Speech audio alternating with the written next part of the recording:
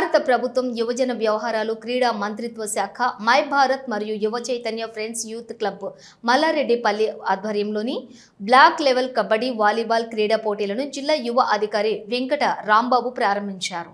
ఈ కార్యక్రమంలో యువ చైతన్య ఫ్రెండ్స్ యూత్ క్లబ్ అధ్యక్షులు కర్రే నాని, మాజీ సర్పంచ్ మేకల ఎల్లారెడ్డి, గోనెల పెద్దులు, రాయనవేణి తిరుపతి, నల్లవెల్లి శంకర్, దూలం నరేష్, కొలిపాక శ్రీను, ఆర్సం శ్రీను, సమ్మయ్య, క్రీడాకారులు దూలం సురేష్, ప్రశాంత్, రాము, గణేష్, బాలస్వామి, అనిల్, రాజు, గోపి, విజయ్, చందు తదితరులు పాల్గొన్నారు.